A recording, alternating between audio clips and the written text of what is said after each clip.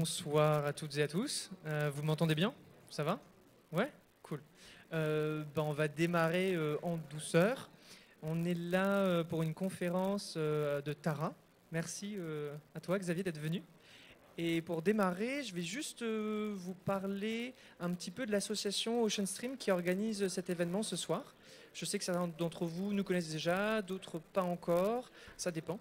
Je voulais vous introduire un peu à ce qu'on fait et vous dire qui on est. On est une association qui a maintenant 1 an et demi, qui a été fondée suite à des recherches menées en Indonésie sur les récifs coralliens. Ça a été une grosse déception en fait, qui a permis la création de cette association.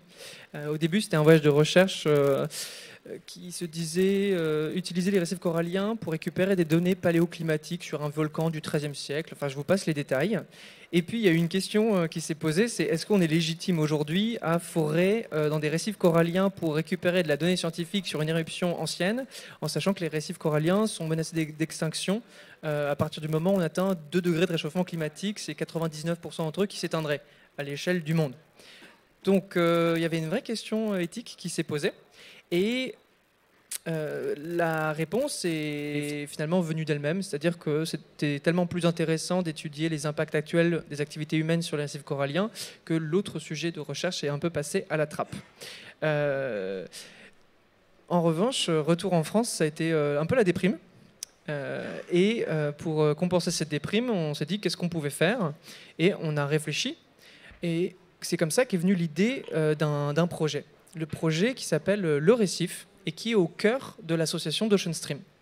Le récif, ça consiste justement à aller regarder de très près un récif corallien qui se situe à l'autre bout du monde et d'aller en fait le filmer en continu si possible et ensuite d'essayer de l'amener dans le quotidien des gens à travers les écrans dont ils consomment régulièrement le contenu, afin qu'en fait, où que nous soyons et où quoi que nous faisons, nous puissions être en lien avec l'environnement marin, alors qu'on en est à des kilomètres, ou alors que c'est à côté de chez soi, mais qu'on ne le regarde jamais.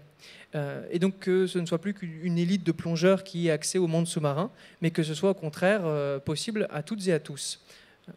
Donc ça, c'est le projet qui a initié l'association. Et associé à ça, il y avait aussi l'idée de dire, eh ben, si on arrive à ce que des gens s'intéressent aux récifs coralliens et sont intéressés par le fait de le regarder, potentiellement, on peut leur demander est-ce que ça vous intéresserait de rémunérer des projets de conservation qu'on pourrait aussi raccorder à cette fenêtre sur l'océan. Et donc, c'est l'idée associée à cet aquarium digital, je dirais, donc de permettre à des acteurs de la conservation qui se battent partout dans le monde pour maintenir un peu de biodiversité, de leur donner les moyens d'agir. Je ne sais pas du tout si vous connaissez les chiffres, mais la conservation marine, en gros, fonctionne en moyenne avec 1/20 du budget dont elle a besoin partout.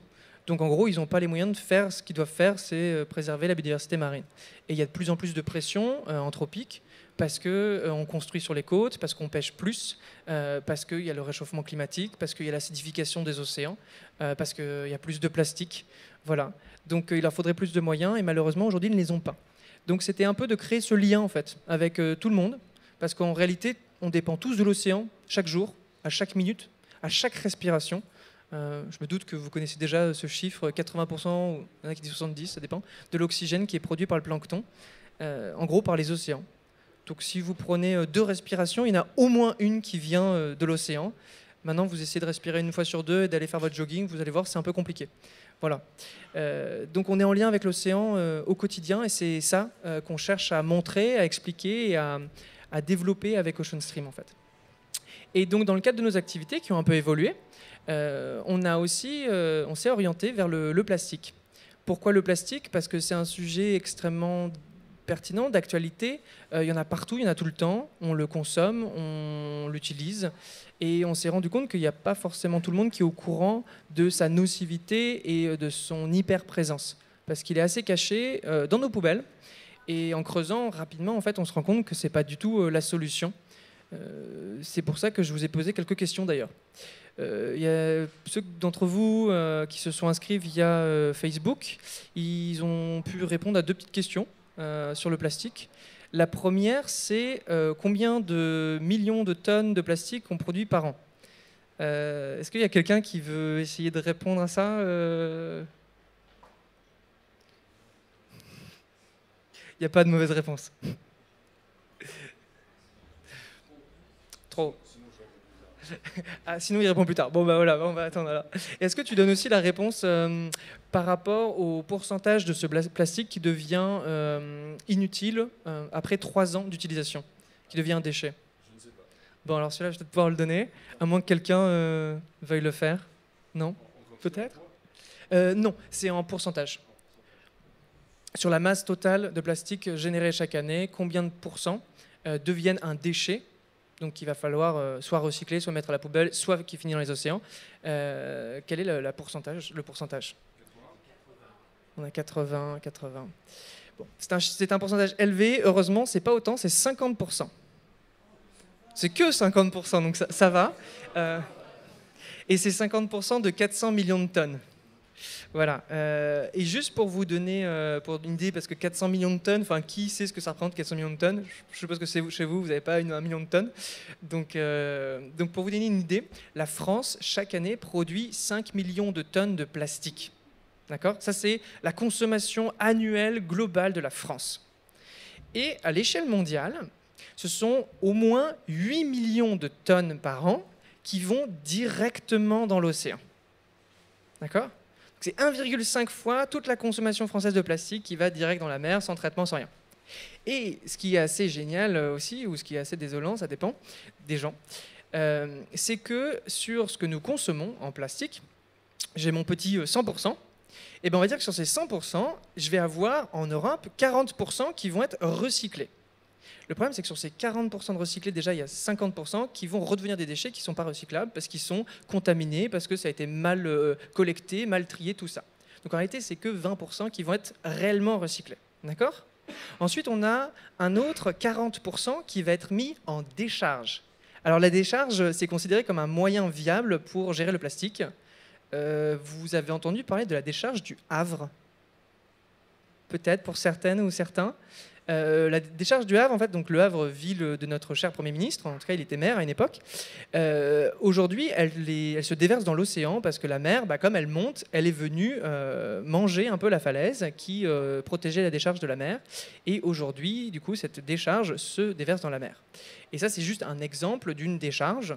On peut imaginer que comme on met 40% de plastique dans des décharges, les générations futures, que ce soit l'océan, que ce soit d'autres phénomènes naturels, seront amenés à devoir gérer ces 40% de nos déchets plastiques qui sont enfouis, potentiellement. Bonne chance à eux, évidemment, hein. Ils en auront besoin. Et sur les pourcentages qui restent, donc on avait dit 40% de recyclés, 40% de mis en décharge, et puis pour le reste, en gros, c'est incinéré. Donc l'incinération, c'est super parce que le plastique disparaît. Hein, on va reprendre Lavoisier, rien ne se perd, rien ne se crée, tout se transforme. Donc ça veut dire quoi? Ça veut dire qu'en fait, il va juste dans l'atmosphère et que c'est du carbone. Donc émission de CO2 et réchauffement climatique associé. Voilà. Donc après, ces chiffres, ils vont varier un peu en fonction des pays, en fonction de où est-ce que vous êtes. Plus vous êtes dans un pays développé, plus c'est recyclé. Plus vous êtes dans un pays en développement, moins c'est recyclé. Plus vous êtes pauvre aussi, et plus vos déchets vont directement dans la nature. Plus vous êtes riche, et plus ils vont directement dans une belle poubelle, et ensuite ils vont dans une belle décharge. Voilà, c'est ça qui change, en gros. Donc vous avez meilleure conscience quand vous êtes riche, forcément, hein. C'est plus facile. Par contre, vous produisez aussi beaucoup plus de plastique.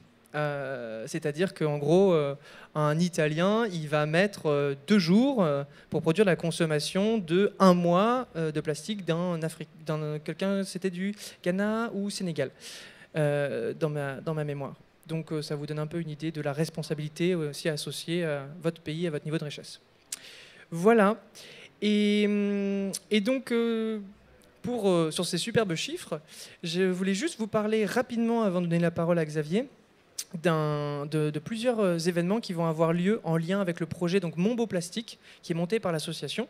Donc Mon Beau Plastique, c'est une superbe référence à Noël, pour ceux qui n'avaient pas compris. Voilà, parce qu'à la place d'un sapin du Morvan qui a été poussé en agriculture monoculture intensive, vous pouvez aussi faire un sapin en plastique, c'est ce qu'on a fait. Et d'ailleurs, on l'a fabriqué avec des déchets qui viennent de la Côte d'Opale, ramassés par une super équipe de hyper motivés. Il y avait grand vent, il faisait froid, mais il faisait très beau. Et donc, on s'est bien amusé. Pendant 1 heure, on a récupéré tellement de déchets qu'il a fallu à 4 personnes pendant 48 heures pour tout trier, tout nettoyer. et avec juste 1 heure de ramassage. Et donc ces déchets qui ont été collectés sur la côte d'Opale, on les a ensuite ramenés à Paris, et là on a fait des ateliers de décoration de Noël. C'est super. Comme ça, on n'a pas besoin d'aller acheter des boules, ni des guirlandes. On récupère le produit local, hein, c'est vachement bien. Et avec ces décorations de Noël, c'est des super petites bébêtes, vous verrez, vous pouvez aller voir nos pages YouTube, ou Facebook ou Instagram. On va aller décorer un sapin. Un sapin qui très certainement se trouve place du Panthéon à l'heure qu'il est, dans le froid et la nuit. On pense à lui.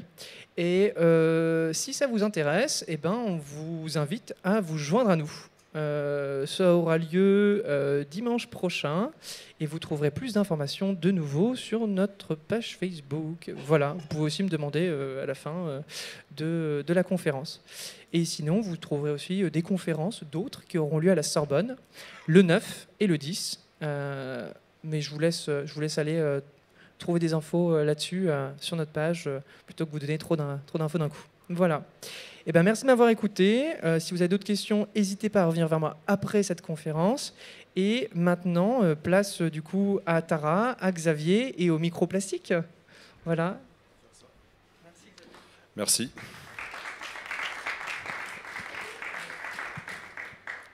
Bonsoir tout le monde. Alors d'abord, je vais vous présenter Tara parce que j'imagine que tout le monde ne connaît pas. Si je fais un petit sondage comme ça, combien de personnes connaissent Tara dans la salle ? Ah, c'est pas mal. Ah ouais, bien. Bon, je vais quand même réexpliquer pour ceux qui ne savent pas.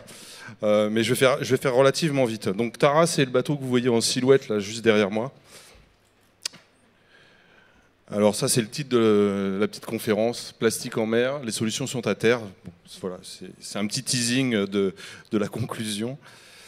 Et puis, je vais vous passer un petit film rapide qui raconte un peu ce qu'est Tara en très peu d'images. D'abord, on voit le bateau, du coup.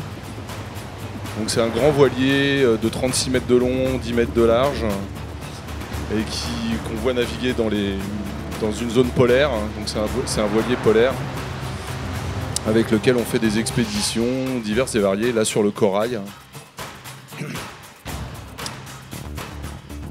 Ça, c'est les deux fondateurs, Agnès B et son fils, et Ban Ki-moon à New York, qui était venu à bord du bateau. J'en dirai 2-3 mots. Le bateau dans une position très particulière, coincé dans la banquise. Il a été fabriqué pour ça, ce bateau. Et donc là, c'est le début de l'hivernage. On voit que la banquise bouge. Et là, c'est la banquise pendant l'hiver. Donc le bateau était là pour l'exploit de faire une dérive arctique, mais aussi pour collecter de l'information. On a vu des instruments qui étaient mis à l'eau à l'arrière du bateau. Donc il y a eu d'autres expéditions, une en particulier sur le plancton, qui a duré 4 ans en tout, en deux grandes parties. Donc là on voit ce qu'on appelle une rosette qui permet de collecter du plancton jusqu'à 1000 ou 2000 mètres de profondeur si on a envie. Et les scientifiques qui travaillent, des filets à plancton.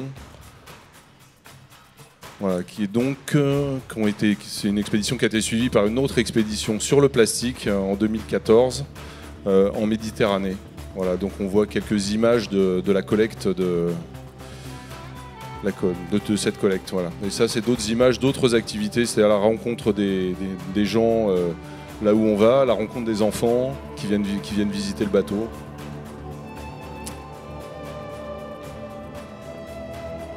Voilà, donc en 2 minutes, vous avez toutes nos activités, c'est-à-dire la science, avec les sujets qu'on aborde, c'est-à-dire le corail, le plancton, le plastique et la question climatique. Ça, c'est pour la science. Ensuite, il y a la sensibilisation du public et l'éducation qu'on a vu, et avec l'image de Ban Ki-moon, toute la question du plaidoyer, c'est-à-dire d'essayer de faire revenir vers les politiques, vers les décideurs, tout ce qu'on a appris en mer, tout ce que les scientifiques nous apprennent à l'issue de nos expéditions, parce qu'on peut arriver auprès d'eux avec une crédibilité scientifique importante qui permet d'ouvrir pas mal de portes en fait.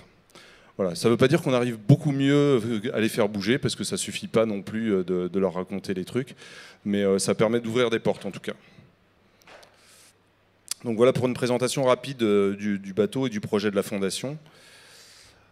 Voilà, bon, donc vous avez compris que Tara est un bateau polaire. Si je ne m'appesantis pas là-dessus, on pourra en reparler si vous avez des questions après, il n'y a pas de problème.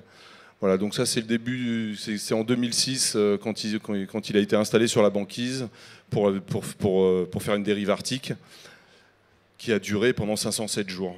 Il est ressorti au bout de 507 jours de l'autre côté de la banquise.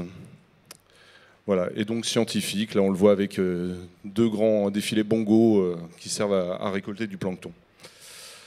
Alors nous on fonctionne par expédition. Je vais juste revenir sur... Il y en a 4 majeurs. La première est à droite, c'est le petit liseré bleu qui passe sur la banquise, là, qui est cette dérive arctique en 2006-2008.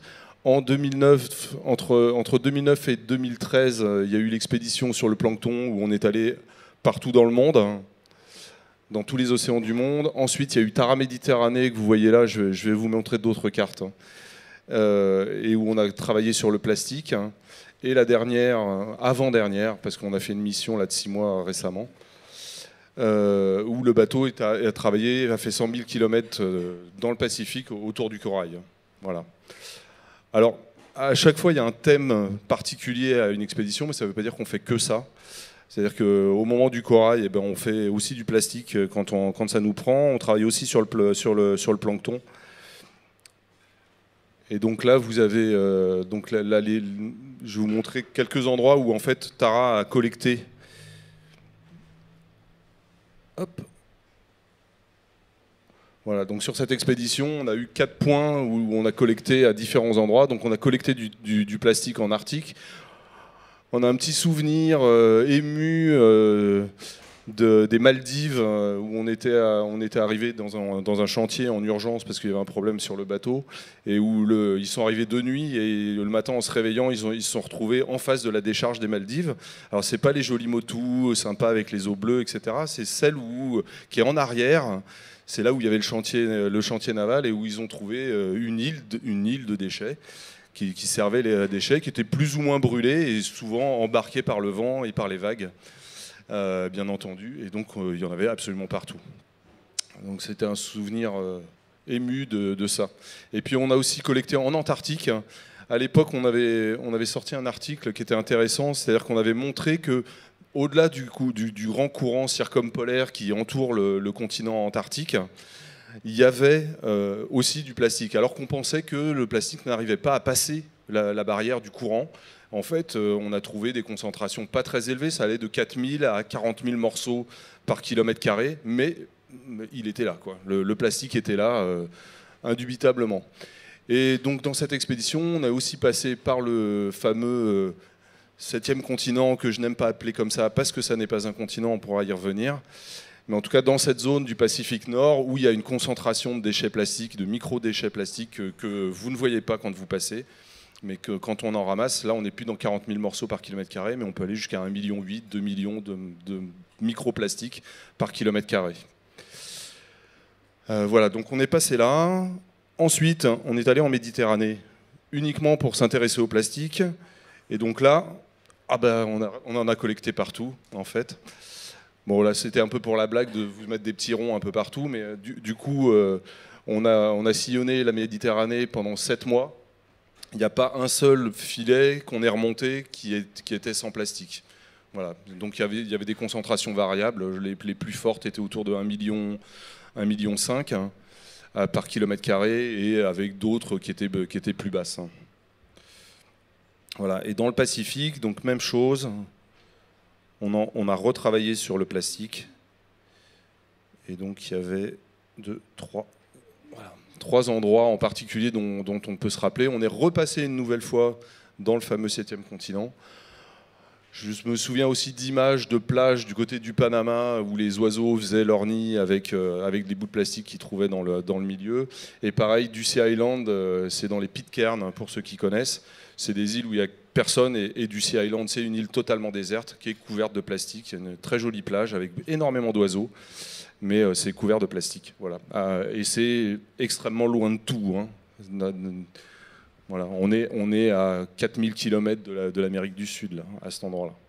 Et donc on n'a que des petites îles tout autour. Bon, le foyer le plus important de population, c'est la Polynésie française, qui est à un bon 1500 km. Voilà. Voilà, donc ça c'est pour vous dire le parcours qui est fait et pour dire aussi que ça fait 10 ans avec Tara qu'on travaille sur le plastique, qu'on recueille essentiellement des microplastiques. Donc des microplastiques, c'est des petits morceaux qui font entre 0,1 micron et 5 mm. Voilà, donc on va mettre des filets, on va ramasser ça et on va regarder ce que c'est comme type de plastique, on va regarder ce qui vit dessus, parce qu'en fait il y a une vie sur le plastique. Il y a des bactéries d'abord qui s'installent, il y a des algues qui s'installent, donc on regarde tout ça et on essaye de mesurer, de cartographier, de mesurer les conséquences, de voir s'il y a des bactéries pathogènes dessus, etc. Voilà, donc il y a plein de champs de recherche différents autour du simple ramassage de petits morceaux de plastique qui flottent à la surface, quoi. Donc voilà, ça c'est plutôt pour vous donner un peu l'historique de notre rapport au plastique dans les océans. Voilà. Alors, juste un petit rappel et une petite provocation au passage. Le plastique, c'est fantastique. Et c'est vrai, c'est fantastique. C'est un matériau incroyable. Je vous ai fait une petite énumération des trucs formidables. C'est-à-dire que ça peut être dur, ça peut être mou, ça peut être fin. On peut faire des fils, on peut faire des films avec. C'est plastique, du coup, c'est malléable. C'est peu dégradable. Ça, c'est une grande qualité pour le plastique. On en a besoin. Si on met de la nourriture dedans, on a besoin qu'elle ne se dégrade pas et que ça ne pourrisse pas. C'est utile. Enfin, on a une utilité pour ça. Ça peut être liquide. On en met dans des peintures. Et puis alors, ça d'autres trucs super, c'est que c'est pas cher et que c'est abondant. Voilà. Donc c'est une petite provocation, mais à dessein. C'est-à-dire que c'est pas pour rien qu'il y a du plastique absolument partout. C'est pour toutes ces raisons que le plastique est un matériau qui a été choisi et poussé par les industriels de la pétrochimie, parce que c'était un débouché. D'abord, c'était un débouché formidable, mais ça accompagnait notre développement économique, notre développement de bien-être, de manière, comment dire, adéquate, hein, j'imagine. En fait, on pourrait dire ça comme ça. En tout cas, c'est dans la pensée telle qu'on imagine. Tel qu'on imaginait, parce que c'est de moins en moins vrai, mais tel qu'on imaginait le développement des sociétés, le plastique était un matériau vraiment absolument formidable. Voilà. Sauf que on n'a pas pensé aux conséquences, hein. En tout cas au début, ça a commencé à peu près dans les années 50, hein. Donc on est à bientôt 70 ans de fabrication du plastique. Au début, c'était 1,5 million de tonnes par an, et on arrive effectivement autour de 400 millions de tonnes par an de plastique fabriqué. Donc c'est devenu massif, et c'est devenu un matériau qui est utilisé de manière exagérée, de plein de manières, de plein de façons. Voilà, de plein de façons différentes. C'est-à-dire qu'on prend des objets qui ont une durée de vie extrêmement courte, on prend des trucs à usage unique, on met du plastique parce que c'est un matériau qui va remplacer quelque chose d'un peu plus cher, mais ça va être moins vertueux. Enfin, voilà. Donc cette industrie s'est archi développée, est devenue extrêmement puissante et est capable de proposer finalement à des fabricants un matériau facile à utiliser, pratique, très malléable, et du coup les fabriques et peu cher, donc avec des marges de manœuvre économiques importantes. Voilà, ça c'est important je pense que c'est important de le rappeler parce que ça ne vient pas d'une malveillance entre guillemets au départ d'avoir fait du plastique. Voilà. Maintenant on se rend compte qu'il faut faire machine arrière parce que ça pose des tas de problèmes, mais le démarrage de la question n'est pas là en fait. C'est pas une malveillance. Voilà, donc c'est fantastique, mais pas dans les océans. Et on va faire un petit état des lieux. Alors, état des lieux. L'infographie est un peu ancienne. Donc, ça, c'était 2015, on disait 270 millions de tonnes de plastique par an. Effectivement, on est autour de 380 millions maintenant. Hein, donc, en pas longtemps, hein, en 4 ans, 5 ans. On a encore augmenté énormément les volumes de plastique fabriqués. Voilà, donc je vous passe toute la chaîne, mais effectivement, on estime que dans l'océan vont se retrouver chaque année 8 millions de tonnes de ce plastique. 8 millions de tonnes, pour donner une petite idée de ce que ça peut représenter, et c'est comme ça que je le fais d'habitude, c'est qu'on prend un camion poubelle, on le remplit à ras-bord de plastique, et on en déverse un toutes les minutes pendant un an. Toutes les minutes, un H24, il n'y a pas de week-end, etc. On déverse ce camion poubelle, voilà, toutes les minutes, il y en a un qui est déversé, et on arrive à peu près aux 8 millions de tonnes. Voilà. C'est beaucoup. C'est beaucoup. Et qu'est-ce que devient ce plastique? Alors ça, c'est intéressant aussi à voir. Dans l'état, à la surface, on va en retrouver sur 90% de la surface du globe. Donc là, la carte est juste, c'est juste pour donner une idée des quantités. C'est pas du tout les localisations du plastique. Hein. C'est juste pour, voilà, dans 90%, sur 90% de la surface, on va trouver des microplastiques ou des macrodéchets. Hein. Il peut y avoir aussi des macrodéchets dans ces endroits-là. Mais on en trouve, voilà, sur cette surface-là. Il y a plusieurs expéditions qui ont montré ça. Voilà. Et avec une localisation, là, pour le coup, un peu plus précise, qui est rassemblée autour des phénomènes qu'on appelle les gyres. Donc, je ne sais pas si vous connaissez ça. Donc, il y a des grands courants. C'est vraiment des grands courants. C'est pas un tourbillon, mais c'est des grands courants qui tournent. C'est lié à la rotation de la Terre, au fait qu'il y ait des continents et au mouvement du vent. Et donc, du coup, le plastique se retrouve préférentiellement dans certaines zones de l'océan. Et donc, on voit ici, donc il y en a une dans le Pacifique Nord, qui est historiquement l'endroit où on a découvert le plastique dans les océans. Il y en a une dans le Pacifique Sud, et pareil, Atlantique Nord, Atlantique Sud, Océan Indien. Et puis il faut rajouter évidemment la mer Méditerranée, qui est une des mers aussi les plus concentrées en plastique, parce que on le voit là-bas, mais c'est une mer fermée. Et donc du coup, dans une mer fermée, le plastique ne s'échappe pas. Alors d'autant que c'est 25% du trafic maritime mondial, la Méditerranée, c'est 250 millions de personnes qui vivent autour, et historiquement c'est un des foyers de notre civilisation, et donc du coup les implantations humaines y sont importantes, bien développées, et voilà. Et donc c'est un endroit où il y a beaucoup de plastique aussi. Voilà, donc on pourrait le rajouter à la liste des 5 gyres, voilà, sauf que le phénomène c'est pas lié au courant, c'est lié au fait que la mer est fermée. Le plus concentré, même si ça ne se voit pas très bien sur cette simulation, c'est le Pacifique Nord. Et c'est là où on va trouver des concentrations de 1,8-2 millions de microplastiques par kilomètre carré. Voilà, ça, ce sont ces endroits-là. Voilà, et donc, dans les autres endroits, il y a du plastique, mais qui va circuler d'un endroit à un autre, qui a sa vie de plastique, hein, qui certaines fois va tomber au fond des océans, etc. Alors, par contre, à la surface, sur ces 8 millions, voilà, ce que ça représente, c'est 1% du plastique qu'il y a dans les océans est à la surface. Les 99% sont ailleurs. Alors, il y a plein de chiffres qui circulent, qui sont différents, et pour l'instant, je pense que la réalité scientifique n'est pas très bien établie sur ces questions-là. On a, j'ai revu là, avant de venir, des chiffres qui annoncent qu'il y en a 94% qui sont au fond. Honnêtement, je pense qu'on ne le sait pas. C'est des chiffres à la louche. Sans doute il y en a beaucoup qui sont au fond, mais on ne sait pas trop. Donc je vais vous énumérer assez rapidement l'ensemble des endroits où on peut en trouver. Donc le fond de l'océan, vous avez une jolie image là, qui a été prise à 450 mètres de profondeur, de mémoire c'est en Méditerranée. Dans des canyons. Les canyons, c'est pratique, hein, c'est un endroit d'accumulation, c'est-à-dire que le plastique va tomber et puis il va jamais remonter tout seul avec ses petites mains. Et donc, dans la plupart des canyons sous-marins de Méditerranée et sans doute du monde, on va se retrouver avec des vraies décharges où le plastique, petit à petit, va s'accumuler sous toutes les formes qu'on veut. Hein. Donc là, on a des espèces de grandes bâches, mais on peut trouver des champs de bouteilles plastiques, on peut trouver des tas de choses. Il y a des photos toutes plus atroces les unes que les autres.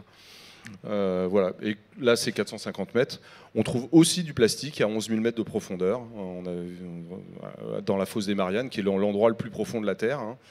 À 11 000 mètres, on a des photos récentes de sacs plastiques qui sont à ces endroits-là. Donc à ces endroits-là, le problème principal, c'est que il fait froid.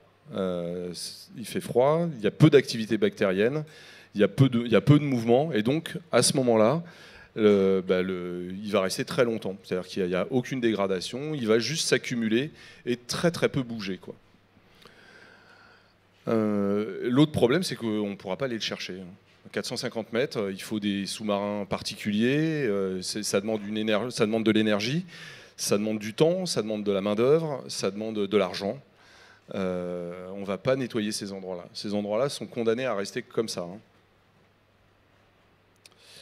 Voilà, donc bien entendu, on en trouve aussi dans les sédiments. Dans les sédiments, ça c'était une surprise de certains scientifiques qui faisaient des carottes de sédiments au fond de l'océan. Alors là, pas du tout forcément dans des zones de canyon, mais ça peut être dans des zones de plaine. On fait des carottes de sédiments pour étudier le fond, l'accumulation de carbone, pour étudier toute une série de choses. Et ils se retrouvaient avec des petites billes colorées dont ils n'avaient pas la provenance. Ils ont fini par comprendre que c'était du plastique. Et donc dans des endroits tout à fait improbables. C'est-à-dire qu'on trouve du coup ces petits microplastiques, dont certains étaient à la surface, à un moment donné vont finir par migrer vers le fond et se retrouver piégés dans les sédiments. Et donc là, pareil, très peu de mouvements possibles. Récemment, il y a aussi une surprise, c'est qu'on en a trouvé dans la banquise. Donc c'était sans doute du plastique qui a été ramené par les vents au contact de la banquise, qui s'est mis à geler, et donc à intégrer la glace, quoi. On a trouvé, là, c'est un article qui est sorti il n'y a pas longtemps, on trouvait 12 000 particules de plastique par litre. Donc là, du coup, des quantités énormes de plastique, sans doute dues à l'accumulation du plastique le long de la banquise déjà formée. Et donc là, pour le coup, on ne sait pas estimer le stock de ces microplastiques qui sont pris dans la banquise. Est-ce qu'ils ont eu de la chance, ils sont tombés pile au bon endroit où il y en avait, ou est-ce qu'il y en a un peu partout? Ça, c'est extrêmement difficile à estimer. Pour l'instant, moi j'ai rien vu là-dessus. Il faudrait faire une campagne systématique de récupération du plastique tout autour de la banquise arctique pour essayer d'avoir une idée du potentiel de plastique prisonnier et libérable dès que la glace fond, en fait. Et combien de temps, combien de temps, voilà, il manque plein d'informations là-dessus.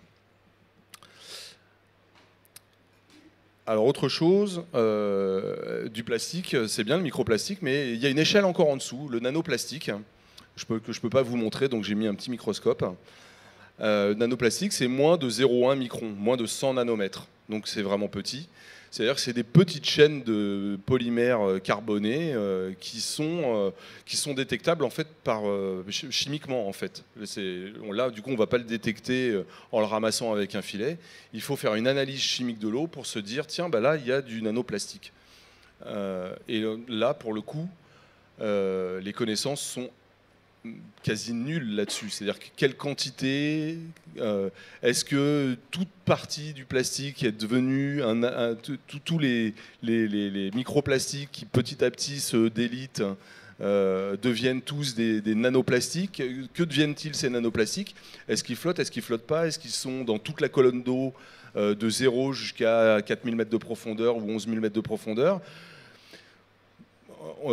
Honnêtement, on ne sait pas le dire. Est-ce qu'ils font vraiment maintenant partie de la chimie de l'eau, en fait? C'est presque ça la question. Et donc ça, pour l'instant, il n'y a pas d'estimation de ça, mais il y en a. Voilà. Et voilà, l'estimation de la quantité, pour l'instant, j'ai aucune donnée à vous donner là-dessus. Alors on les retrouve aussi dans la chaîne alimentaire et donc dans les organismes. Alors je vous ai évité les photos horribles d'albatros morts avec plein de plastique dans l'estomac, des poissons aussi. Voilà, je vous ai évité ça. J'ai préféré vous montrer le début de la chaîne alimentaire en fait. Là c'est un copépode, donc c'est un tout petit crustacé planctonique. Il y en a des milliards et des milliards dans l'océan. Et donc vous voyez là par fluorescence, il a deux petits morceaux de plastique dans le tube digestif. Voilà.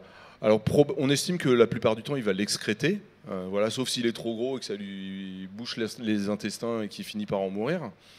Mais probablement il va les excréter. Par contre, qu'est-ce qui s'est passé? Qu'est-ce qui est relâché dans le corps de l'organisme? Il y a très peu de données aussi là-dessus. C'est très compliqué à obtenir ça. Mais en tout cas, voilà, il y a une preuve par l'image, et on en a plein en fait maintenant. On s'aperçoit que sans doute un copépode sur 10 a un morceau de plastique à l'intérieur de son corps. Et quid des nanoplastiques, ça c'est même pas abordé en fait. Donc ça, on n'a pas les données là-dessus. Mais en tout cas, voilà, ces organismes-là qui sont au contact direct, qui ont la même taille que les microplastiques, vivent avec le plastique, ingèrent le plastique. Ce copépode va être mangé par un poisson, par un organisme un peu plus gros, qui va l'ingérer avec son plastique, et ça va transiter dans l'estomac de plusieurs organismes au fur et à mesure. Voilà. Et pour finir, on en retrouve quand même une partie de ce qui est tombé dans l'eau, on va le retrouver sur les plages. C'est-à-dire que la plage est un lieu de mouvement, de ramassage de plastique pour le ramener dans l'eau, mais aussi de report de plastique vers la terre. Enfin, c'est une zone de balancement de ce plastique-là.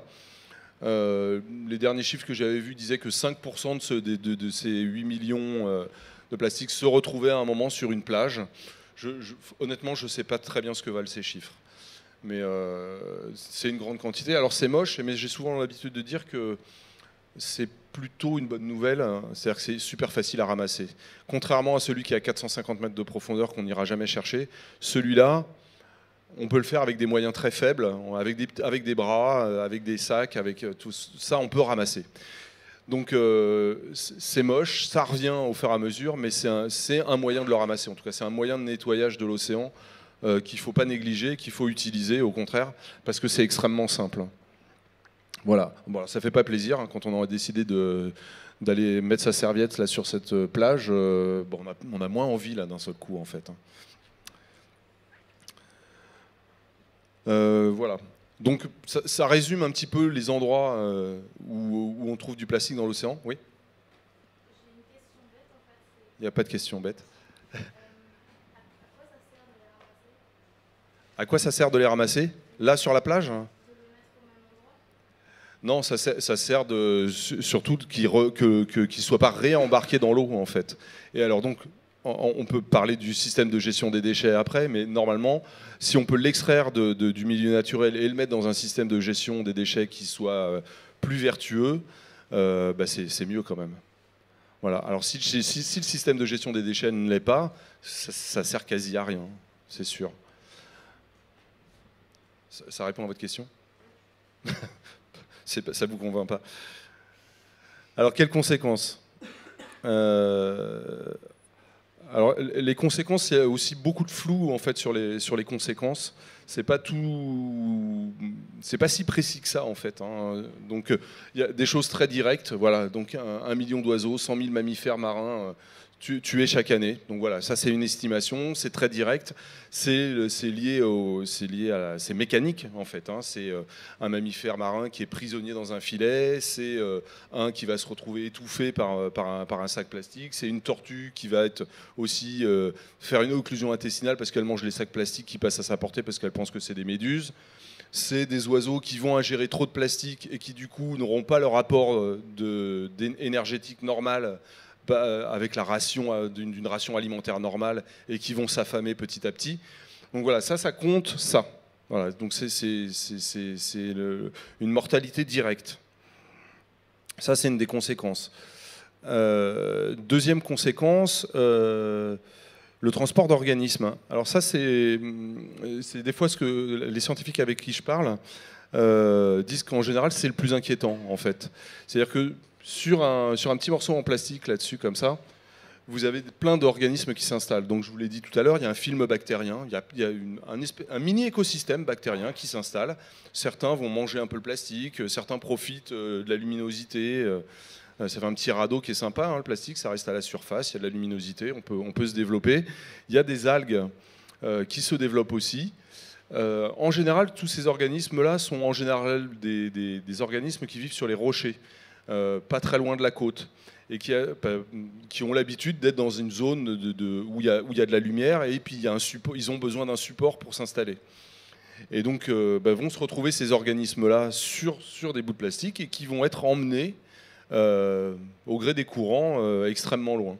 Donc ils peuvent voyager pendant longtemps, hein, et ils peuvent voyager extrêmement loin. C'est-à-dire que du coup, une des craintes, c'est que dans ces organismes-là, il puisse y avoir des bactéries qui sont pathogènes d'un coquillage, d'un poisson, et qui vont se retrouver à un endroit où ils ne sont pas connus, et où donc les poissons n'ont pas les défenses immunitaires pour se protéger de ce genre d'intrusion.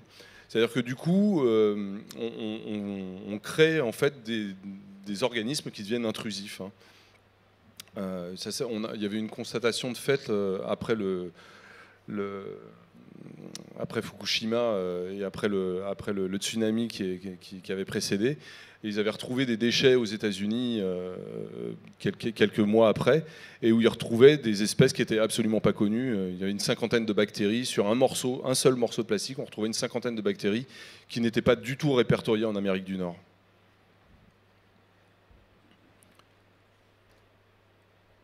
Voilà, donc ça c'est quelques images pour vous montrer. Ça c'est une diatomée. Donc une diatomée c'est une petite algue unicellulaire qui s'est accrochée gentiment sur le plastique et qui profite de la luminosité agréable. Voilà, une autre image, ça c'est les bactéries. Elles sont intéressantes à plus d'un titre parce qu'en fait on voit qu'elles ont fait des trous en fait à l'intérieur, et en fait on sait qu'elles sécrètent une sorte de liquide qui va commencer à digérer, à fractionner le plastique, et elles vont ingérer des petits morceaux de plastique et casser des liaisons carbone pour récupérer de l'énergie.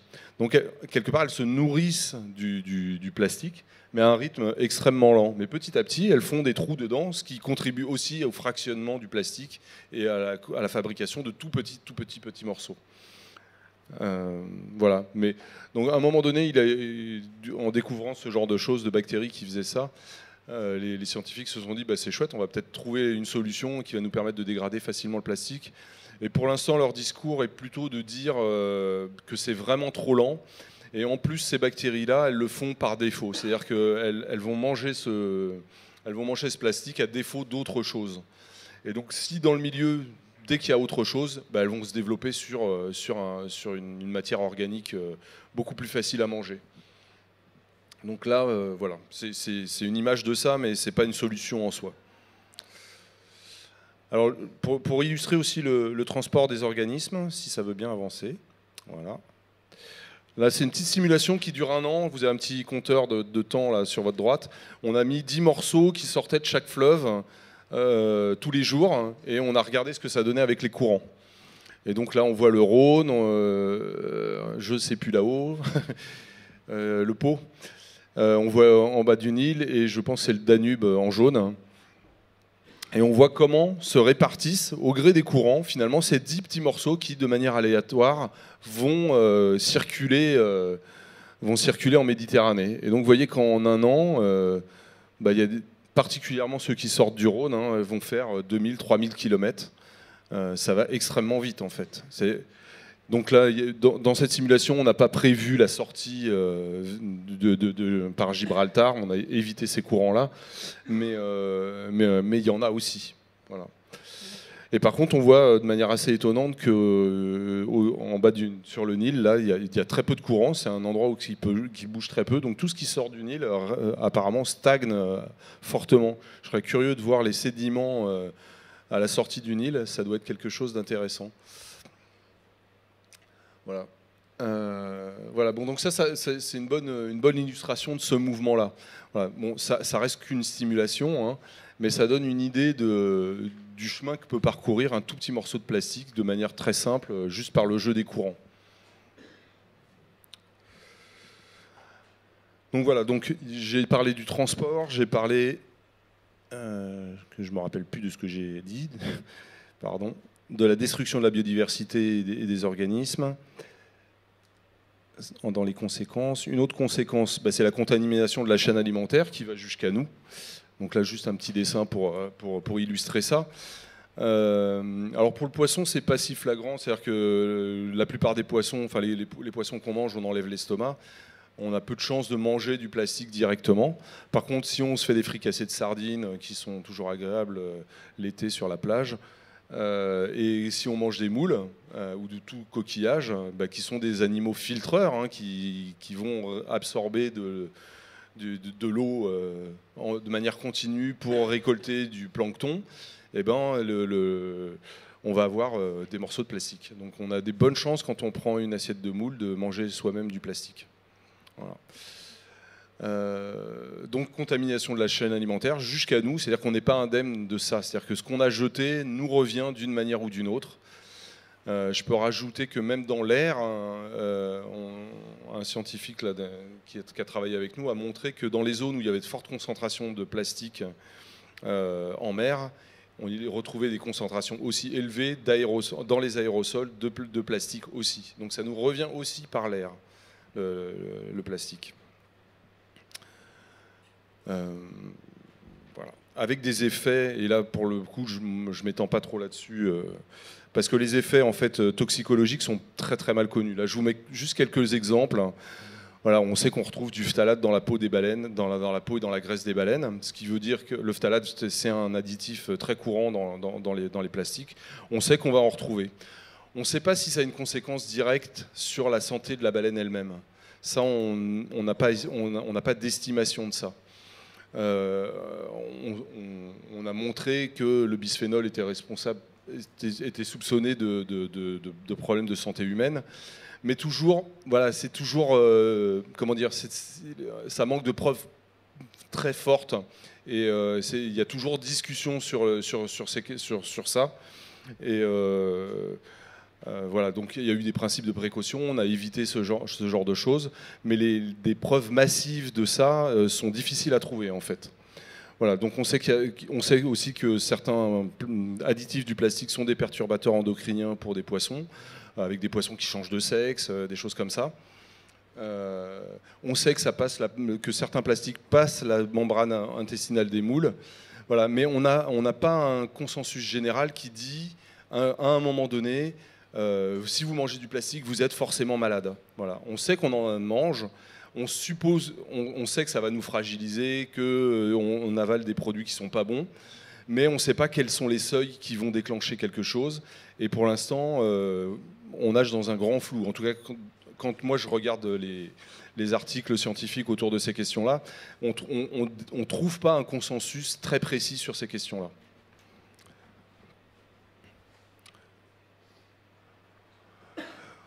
Voilà. Et pour conclure, une conclusion avec ça sur ces conséquences, c'est que la pollution plastique nous montre de façon évidente la linéarité de notre économie, en fait.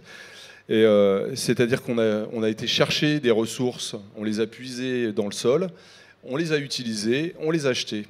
Et on ne s'est pas occupé du tout de savoir ce que ça allait devenir. Et on s'aperçoit, avec le plastique dans les océans, que ça provoque une pollution qui est mondiale, qui contamine l'ensemble des écosystèmes, qui contamine l'ensemble des organismes sur Terre. C'est-à-dire qu'à un moment donné, probablement, on aura tous respiré un jour un morceau de plastique, mangé un morceau de plastique. Alors si ça ne pose pas de problème évident de santé tout de suite, ça montre de manière par contre très très évidente que ce qu'on a été puisé, transformé et qu'on a acheté de manière inconséquente nous revient d'une manière ou d'une autre. Et pour donner une image, c'est-à-dire que peut-être le plastique ne posera pas de problème écotoxicologique monstrueux, mais derrière, il n'y a pas que le plastique. C'est-à-dire qu'on a aussi des médicaments, il y a toute une série de choses qu'on a fabriquées avec le même principe économique qui est de puiser dans la ressource naturelle, de fabriquer et puis de jeter, qui, à un moment donné, nous reviennent. Et donc, le plastique est assez, comment dire, pratique pour nous montrer ça. C'est-à-dire que les autres, c'est des molécules, on ne les voit pas. Le plastique, on le voit et on sait en plus d'où il vient parce qu'il est complètement dans notre quotidien. Et pour ça, le plastique est entre guillemets intéressant parce qu'il nous montre clairement cette absence de linéarité et qu'elle pose problème. Donc voilà pour les conséquences dont on peut parler. Si vous avez des questions, à n'importe quel moment, il n'y a pas de problème, on n'est pas très nombreux. Alors, quelle solution Alors, sur le jeu des solutions, je ne suis pas rentré dans une litanie et d'une liste de plein de solutions, etc. J'ai essayé de faire avec ce que nous, on voit avec le bateau. C'est-à-dire qu'avec le bateau, au début, on a travaillé sur l'idée qu'on allait étudier des stocks de plastique. Voilà, il y a du plastique dans le Pacifique Nord, on puise du plastique et on l'étudie. Comme si c'était un endroit normal où il y avait du plastique. Et petit à petit, on s'est aperçu qu'en fait, on n'avait pas affaire à un stock de plastique, mais à un flux de plastique. C'est-à-dire que ce plastique, il venait de quelque part et il allait quelque part aussi. C'est-à-dire qu'il ne restait pas de toute façon dans cet état-là. Une partie coulait, une partie était dans les organismes. Le plastique ne reste pas dans le grand gir du Pacifique Nord. Il va bouger, il va se déplacer, il va changer d'endroit. Et donc, on s'est aperçu que c'était très compliqué une fois qu'il avait changé, qu'il n'était plus à la surface, qu'il n'était pas sur un endroit facile à ramasser. C'était très difficile d'accéder à ce plastique-là. S'il était tombé dans les sédiments, on n'irait pas le chercher. Et donc, on est parti dans l'autre sens. Et on s'est dit, ce flux, il vient de quelque part, et on va suivre ce flux. Et donc, ça nous a permis de définir en fait une série de familles de solutions, une famille d'endroits de solutions, en fait. Donc la première, c'est le premier constat, il y a une pollution, on peut la stopper, on peut chercher à la maîtriser, on peut chercher à la nettoyer, avec toutes les difficultés que je vous ai dites depuis tout à l'heure. Mais on peut travailler sur cette pollution. Il y a plein de projets en ce moment, vous en connaissez sans doute un certain nombre. Il y a plein de projets qui visent à chercher à nettoyer l'océan, à éliminer cette pollution. Voilà. Donc ça c'est une partie des solutions. Il y a un petit bout de plage là qu'on voit sur le truc. Là, c'est l'endroit où on peut évidemment ramasser de manière facile. Ensuite, on s'est dit, voilà, cette pollution, elle vient de quelque part. Comment ça se fait qu'il y ait de la pollution? C'est qu'on n'a pas bien géré nos déchets. Alors, si on n'a pas bien géré nos déchets, il faut faire quelque chose.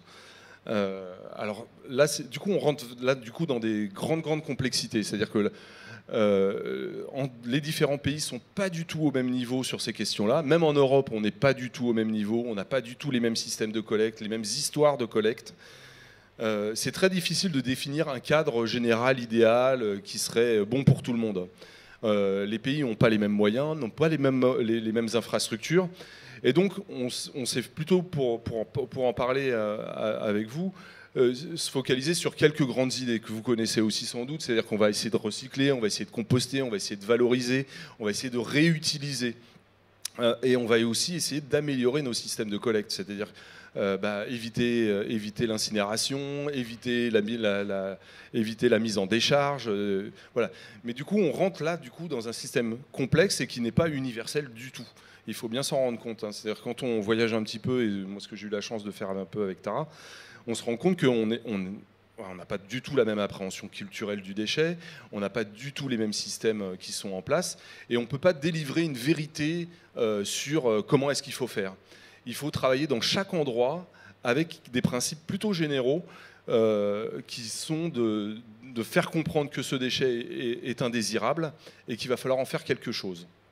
Voilà. Donc ça, c'est plutôt les idées autour de la gestion des déchets. Ensuite, si on continue à remonter, on va vers la consommation. On a bien produit ce déchet-là. Comment est-ce qu'on l'a produit ? Pourquoi il est là? Alors il y a évidemment les emballages, hein, grosso modo une 40% des pollutions qu'on trouve en mer, c'est de l'emballage. Donc qu'est-ce qu'on peut faire sur les emballages? Il y a plein de questions à se poser.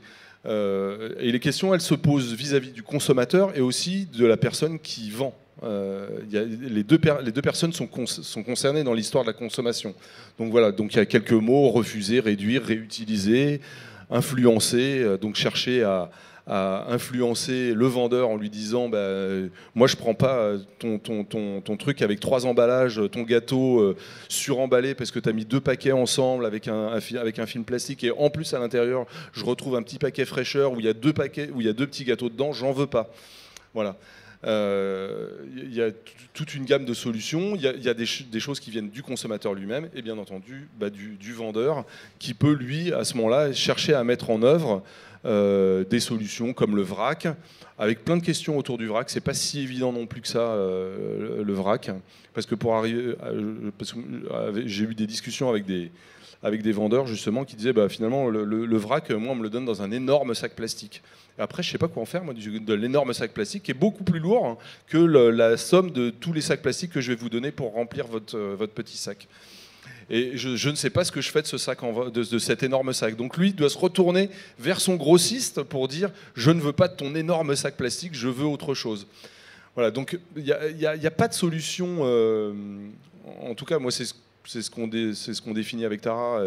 Il n'y a pas de solution dogmatique sur ces choses-là. Il y a plein de solutions à essayer. Le vrac est sans doute dans l'idée une bonne solution, mais si on regarde dans les détails, on peut s'apercevoir que c'est peut-être plus complexe que ça. Donc voilà, ça c'est pour la consommation et donc bien entendu ça c'est un levier sur lequel chacun d'entre nous peut jouer dans ses choix de consommation personnelle. Voilà, bon, je parle que de l'emballage, mais on peut parler de plein de choses bien entendu sur ces questions-là. C'est pas dans le bon sens. Toc. Et pour finir, la production. Et en fait, à la production, mine de rien, il y a plein de solutions aussi. Et ces solutions peuvent influencer aussi sur la consommation. C'est-à-dire que du plastique, on peut en produire de plein de manières différentes. Il n'y a pas que en récupérant du pétrole. On sait faire du plastique avec plein de choses. On sait faire du plastique, des matières plastiques avec de l'amidon, enfin avec des matières végétales. On sait en fabriquer à partir de bactéries. Il y a un plastique qui est intéressant qui s'appelle le PHA, qui est fabriqué, on donne à manger à plein de bactéries, on leur donne plein de déchets végétaux, puis d'un seul coup on les affame. Et du fait qu'on les affame, elles se mettent à fabriquer une substance de réserve qui s'appelle le PHA, qui est un polymère de carbone qu'on peut utiliser pour faire du plastique. Et l'intérêt de ce polymère, c'est qu'il est plus facilement biodégradable, venant d'une bactérie qui l'utilise déjà comme substance de réserve pour les jours difficiles. Et dans la nature, les autres bactéries sont plus à même de le dégrader rapidement. Voilà. Donc après, ça reste complexe parce que pour en faire des objets, il faut rajouter aussi des additifs pour les rendre durs ou pour les rendre mous, etc. Ces additifs posent aussi des problèmes. Mais en tout cas, celui-là est en tout cas plus facile à biodégrader que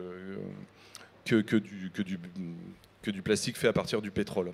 Et il a l'avantage aussi, donc du coup, de ne pas être pétro-sourcé et donc on n'a pas été puisé du pétrole au fin fond de la Terre ou de l'océan. On n'a pas extrait du carbone pour le fabriquer. Donc voilà, il a quelques vertus et sans doute il pose aussi quelques problèmes. Ça reste du plastique et donc difficile aussi quand même de le gérer complètement. Mais en tout cas, il y a des solutions et c'est pas la seule. Il y a plein d'entreprises qui se montent autour de ces questions-là. Et donc il y a aussi là, à cet endroit-là, un volant de solutions qui ne sont pas accessibles directement aux consommateurs, à nous directement, mais qui peuvent faire l'objet de projets industriels ou semi-industriels. Alors pour l'instant, ces solutions-là, au niveau de la production, sont trop chères, ne concurrencent absolument pas le plastique fait à partir du pétrole. Mais il y a en tout cas des innovations technologiques qui sont possibles. Voilà, donc ça c'est mon schéma en entier. Je ne vais pas revenir dessus. Ce schéma permet d'expliquer assez rapidement l'idée des solutions.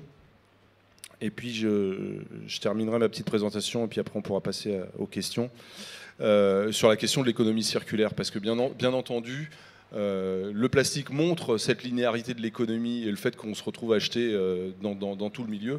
Et qu'en fait, toute solution devrait à un moment donné, à notre sens, en fait, l'idée qu'il faut arriver à circulariser l'économie, c'est-à-dire à faire comme la nature, imiter la nature, qui ne produit pas de déchets, qui réutilise systématiquement tous les déchets et qui peut les retransformer pour les réutiliser, et que c'est ces modèles-là qui devraient nous inspirer le plus.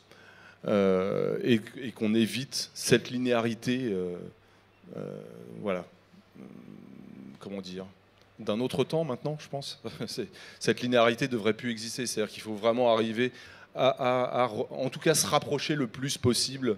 C'est sans doute pas possible pour tout, mais en tout cas se rapprocher le plus possible d'un modèle circulaire. Voilà. Donc là, le tableau représente un peu l'ensemble des solutions, mais c'est vraiment ça que nous on prône. Et donc ce qu'on voit, c'est que c'est complexe et que c'est tous les maillons de la chaîne et de fabrication et de consommation qui sont impactés dans cette histoire-là et qui doivent travailler ensemble. C'est-à-dire que je lisais un article là, en ce moment, aujourd'hui, d'un monsieur du syndicat de la plasturgie qui incriminait la gestion des déchets. Et en fait, c'est pas possible. On ne peut pas incriminer un seul des acteurs. C'est-à-dire que l'ensemble des acteurs doivent travailler sur ces questions-là pour arriver à cette circularité. Voilà, c'est quelque chose qu'on n'a pas l'habitude, qu'il faut inventer, qu'il faut réinventer tous ensemble. Et c'est un super challenge, en fait, d'arriver à ça, d'inscrire chacun des petits projets, chacun des fragments de projets dans une économie globalement circulaire. Je crois que c'est vraiment un des challenges de notre époque, quoi. Si on ne réussit pas ça, je ne sais pas très bien où on va. Voilà. Donc après, un petit merci, comme ça. Merci de votre attention par les plongeurs de Tara. Et donc après, on peut avoir un temps de discussion informel sur toutes ces questions-là.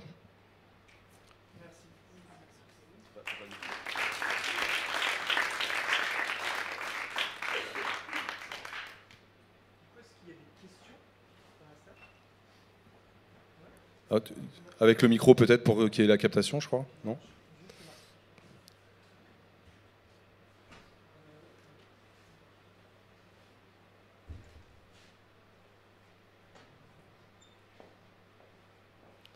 Avec un micro qui marche, ça sera mieux.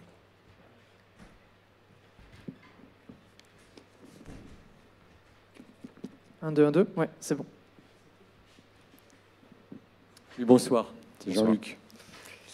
Moi, il me semble que quand j'écoute Tara, je suis assez surpris. Vous avez tendance un petit peu à diminuer l'impact du plastique.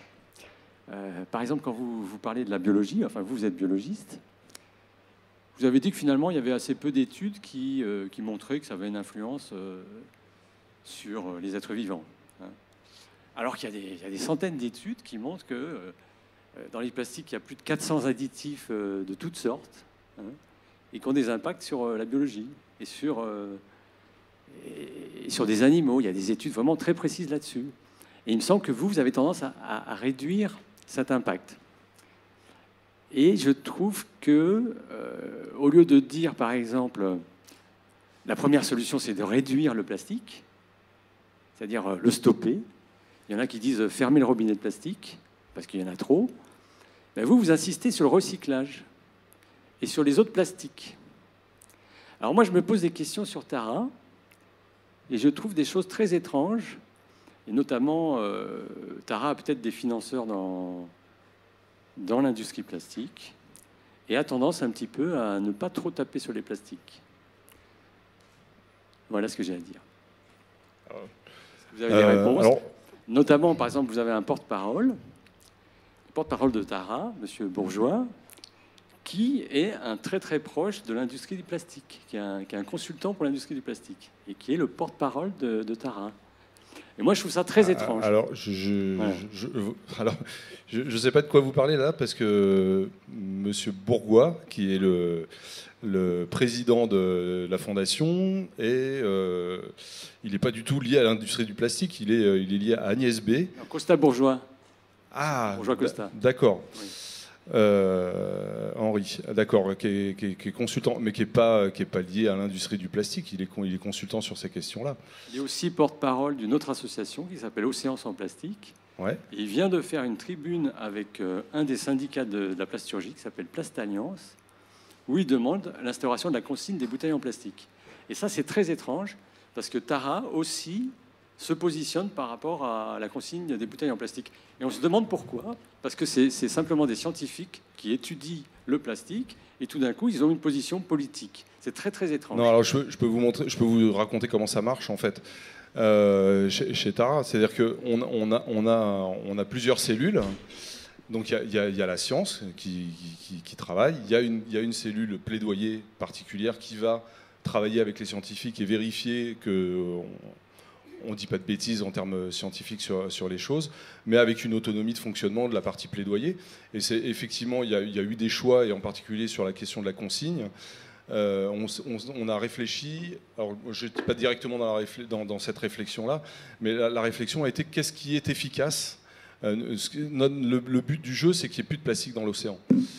Et donc, on s'est demandé ce qui était efficace. Et donc, la consigne semble d'évidence être une des solutions très pratiques. Après, il y a des questions qui se posent sur la manière dont on fait la consigne et des enjeux avec les industriels qui veulent s'emparer de éventuellement un gisement potentiel de plastique, mais on n'a jamais, on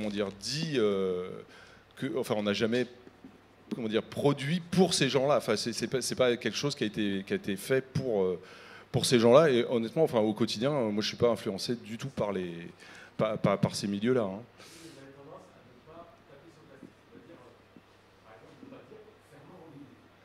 Ben non, mais ce que j'essaye de dire, en fait, ce qu'on essaye d'avoir, c'est une position un peu équilibrée. C'est-à-dire que fermer le robinet du plastique, je vous invite à essayer. C'est extrêmement difficile de fermer le robinet du plastique. Imaginez le monde demain sans plastique, je sais pas. Non, mais après, il peut y avoir des choix. On peut faire des choix, mais c'est un choix extrêmement radical et qui est pas facile à suivre d'emblée par la société maintenant, tout de suite. Et donc, il y a des choses intermédiaires, et on essaie d'avoir une discussion, une position un peu équilibrée sur. On ferme pas, on se dit qu'on ne peut pas le fermer, et qu'il faut travailler sur chacun des points et chacune des étapes. C'est ce que je crois avoir essayé de montrer. Voilà. Après, chacun, vous pouvez ne pas être d'accord, mais en tout cas, il n'y a pas d'influence d'un lobby plastique sur Tara. Qui travaille sur, et pour lesquels on travaillerait nous. Enfin, ça c'est pas vrai. À vérifier du coup des sources. Je travaille chez Tara depuis 9 ans. Je peux vous dire que c'est pas vrai. Non, j'ai pas dit. Est-ce que j'ai absolument pas dit ça? Je crois pas. Je crois pas avoir du tout dit ça. Honnêtement, je pense pas avoir du tout dit ça. Ouais, mais là, moi, je suis là, quoi. Vous insistez beaucoup sur l'économie circulaire. Alors que l'économie circulaire, c'est pas du tout dit qu'elle rentre dans un cycle naturel. Vous voulez la faire rentrer dans un cycle naturel, l'économie circulaire du plastique. Vous voyez ce que je veux dire? Ah, c'est comme ça que vous entendez la question de la circularité de l'économie. Non, alors je suis. Est-ce que le plastique peut rentrer dans naturel? Bah, sans doute non. Après, la réduction est une des solutions évidentes, et je peux le dire là, même avec l'écran et tout ça, il n'y a pas de problème. Effectivement, la réduction est évidente. Peut-être j'ai pas assez insisté sur l'idée de la réduction, mais non, mais je suis d'accord avec l'idée qu'il faut réduire. Il n'y a pas de souci. L'idée de la circularité, c'était pas l'idée de de reprendre le déchet, de prendre le plastique comme étant réutilisable ad vitam aeternam, etc. C'était pas la question. Moi, je dis ça parce qu'en fait, en ce moment, l'industrie du plastique essaye de faire passer ce message-là. C'est-à-dire qu'eux n'ont aucune intention de réduire la production de plastique. Et leur intention... Ouais, il faut parler avec le micro pour la question. Leur intention, enfin l'intention de toute l'industrie du plastique, c'est surtout pas réduire la production de plastique.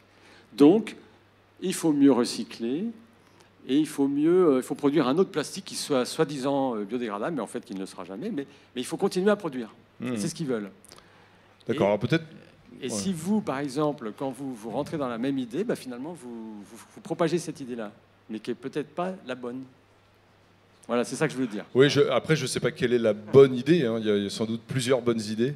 Et voilà, je peux vous le dire même, je peux le dire comme ça officiellement devant vous. La réduction est totalement, prise en compte en tout cas dans notre tête, et on en parle régulièrement. Voilà, c'est pas un truc qu'on dit il faut pas réduire. Bien sûr qu'il faut réduire. Alors je vais compléter. Je suis Muriel Papin, je suis déléguée d'une autre association qui s'appelle No Plastic in My Sea. Donc voilà, on œuvre aussi contre la pollution plastique avec une vision qui est vraiment sur la réduction. Donc je dis d'où je parle parce que voilà, forcément, du coup, je vais aller un peu dans le sens de ce qui a dit.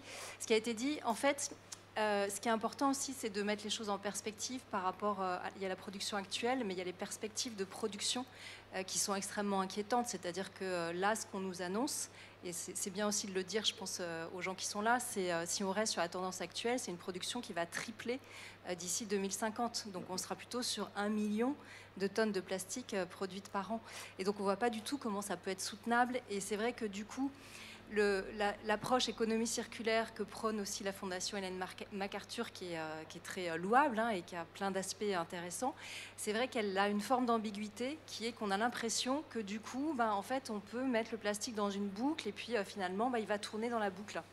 Voilà, ça peut être interprété comme ça. Et c'est vrai que nous, c'est des choses du coup sur lesquelles on est assez vigilant en termes de discours, parce que y a des matériaux qui rentrent dans des boucles et qui continuent à tourner. Il y en a d'autres, non. Ils ne rentrent pas dans des boucles et ils ne tournent pas indéfiniment. Donc du coup, je trouve que ce qui est intéressant, c'est dans les différents piliers de l'économie circulaire, de dire finalement là où on a le plus de chances d'atteindre vraiment des objectifs pour quand même limiter cette production, parce que c'est quand même inenvisageable une multiplication par 3 d'ici 2050. Ça, je ne vois pas comment, technologiquement, on pourrait arriver, avec le recyclage, qui est déjà à 20% en France aujourd'hui, à gérer le problème. Ça ne marche pas, mathématiquement, ça ne marche pas. Voilà, donc moi, je fais partie des gens comme monsieur qui prônent plutôt le fait qu'on essaye de faire le maximum sur la réduction. Et du coup, je trouvais dommage que vous disiez sur le vrac. Je sais que tout n'est pas parfait sur le vrac, mais ils font beaucoup d'efforts. Et c'est quand même une des solutions un peu disruptives pour réduire le plastique. Il n'y en a pas beaucoup aujourd'hui. C'est pas facile de vivre sans plastique, vous avez raison. Couper le robinet. Non, mais c'est vrai. Oui, je pense. Vous avez raison. Mais du coup, faut aller dans un processus de réduction. Il n'y a pas beaucoup d'offres. Oui, de leviers pour. Il n'y en a pas beaucoup. Et le vrac, voilà, c'est un des seuls. Et je pense que ça mérite d'être creusé, cette question de gros sacs, parce que je pense qu'ils travaillent dessus et que c'est quand même une des solutions qui existent. Ça vaut le coup de dialoguer avec le réseau VRAC, qui est très au point sur, et sur l'hygiène et sur ces aspects-là. Et je pense qu'il faut peut-être un peu nuancer le propos là-dessus. Oui, j'ai eu l'impression d'être nuancé, mais c'était pour expliquer. Le même volume de plastique au final. Ouais, c'est pas. Je suis pas sûre que ce soit vraiment. C'est dit par des. Alors, je suis assez tranquille avec cette information-là. C'est des gens qui travaillent sur un magasin bio local, qui sont ultra investis sur ces questions-là, qui ont décidé de ne pas mettre de vrac dans leur magasin à cause de ça. Voilà. Donc ouais. Non, oui, par contre, là, du coup, c'est à une dimension extrêmement locale. Et sans doute, il y a des tas de choses à faire. Moi je suis pour le vrac, et puis Tara aussi. Je m'exprime aussi en ce nom-là. C'était juste là pour peut-être c'était mal choisi comme exemple pour relativiser c'était simplement pour dire que c'est complexe en fait. Les solutions sont complexes et c'est pas. Alors peut-être que chez Tara on a trop tendance à faire ça, mais c'est une question et de personnalité et de manière de travailler. Mais c'est vrai qu'on a tendance à regarder la complexité. Et c'est sans doute parce qu'on travaille avec des scientifiques et qu'on est tout le temps en train de se poser la question de la complexité et que c'est jamais simple et que plus on creuse, plus c'est compliqué. Et qu'on a tendance à ne pas prendre des postures plus... je ne veux pas dire radicales, mais en tout cas plus tranchées. Voilà, en tout cas, c'est peut-être un défaut constitutif de Tara, je ne sais pas. Alors juste une remarque par rapport au sac, c'est attention au cas particulier qu'on généralise, parce que même si c'est un exemple qui est vrai, qu'il ne soit pas généralisé, parce qu'il y a peut-être d'autres exemples qui sont autres. Et sinon, par rapport au plastique, on parlait du fait qu'il n'y a pas de solution dogmatique. Moi, je suis là pour créer un débat et pour embêter un peu. Et par rapport au fait qu'il n'y ait pas de solution dogmatique, est-ce qu'on ne pourrait pas essayer de penser ensemble à l'origine profonde du plastique ? D'ailleurs, même profonde, c'est... Voilà. Je vous ai tout dit, en fait, là. Puisqu'il est associé au pétrole. Et finalement, tant qu'on ne change pas de modèle énergétique, on continuera d'exploiter et de sortir du pétrole des entrailles de la mer, enfin de la terre et de la mer aussi. Et il y aura toujours des déchets de ce pétrole, donc le naphta, avec lequel on fabrique le plastique. Et potentiellement, il n'y a pas de bonne solution pour arrêter la pollution actuellement. Autant sur le long terme, on peut imaginer qu'à partir du moment où on cesse d'utiliser du pétrole, on n'a plus accès au plastique et donc on règle le problème finalement. Donc est-ce que la bonne solution qu'on peut peut-être voir comme dogmatique, c'est de dire qu'il n'y a pas de bon plastique, qu'il n'y a pas de bon pétrole et que si on laisse dans les entrailles de la Terre ce qui y est, ben, on n'aura pas ce problème-là. Donc voilà, j'interroge ça, je suis juste en train de pointer à ce lien. Qui est une vérité qu'on ne peut nier en fait. Ouais. Voilà. Je sais pas. Après, moi, je peux échanger là-dessus. C'est-à-dire que c'est d'évidence, c'est sans doute la bonne solution comme ça, une fois qu'on le dit comme ça. Seulement, est-ce qu'on est prêt à se passer de cette énergie-là et est-ce qu'on est prêt à se passer de ça? Je pense que c'est ça la question en fait. La vraie question, elle est là. C'est est-ce qu'on est prêt à ça ou pas? Après, la question, c'est est-ce qu'on a le choix en fait. Je pense que c'est aussi. Ça fait partie de la question aussi. Parce que, ouais. Alors, malheureusement, on a trouvé le moyen de faire du plastique avec de la matière organique. C'est-à-dire qu'on est capable de faire, je crois, j'ai discuté avec des gars qui étaient spécialisés là-dedans, on peut faire tous les plastiques à partir de la matière organique. Donc, au lieu d'utiliser du pétrole qui était aussi de la matière organique, on peut le faire malheureusement avec n'importe quelle plante. Et c'est assez terrible parce qu'on peut faire... Voilà, on peut faire du PET, on peut faire du polyuréthane, on peut faire tous les plastiques qui existent, on peut les faire à partir de la matière organique. Et ça, c'est terrible. Donc, on ne peut pas se détacher du pétrole. On ne le fait pas parce que c'est plus cher, mais on commence à le faire pour certains plastiques. Mais c'est possible. Voilà. Non, c'est ça, c'est pas forcément. Ça peut être totalement biosourcé et pas du tout biodégradable. Ça, c'est clair.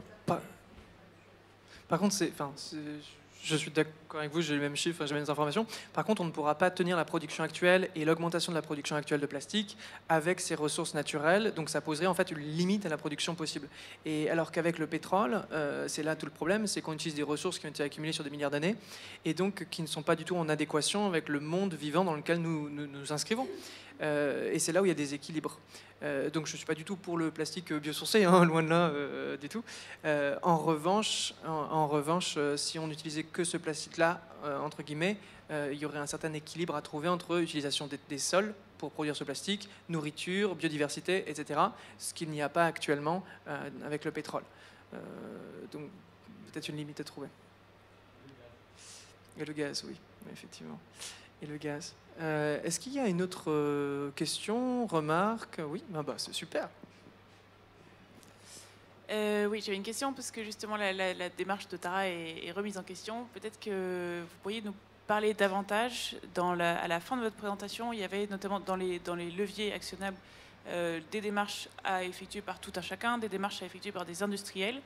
Est-ce que vous pourriez nous expliquer davantage comment est-ce que Tara communique et qui Tara espère toucher pour actionner quel levier pour aller vers cette économie circulaire ou vers davantage de recyclage, vers moins de production?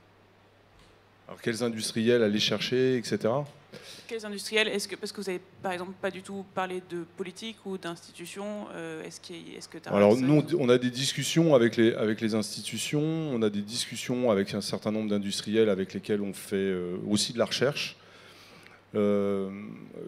Pour l'instant, je ne pense pas qu'on ait une politique clairement définie autour de ça. Parce que comment dire? Non, on n'a pas de politique clairement définie. On arrive plutôt en soutien d'un certain nombre de projets. Donc il y a des projets que je ne peux pas citer parce que les industriels ne veulent pas en parler.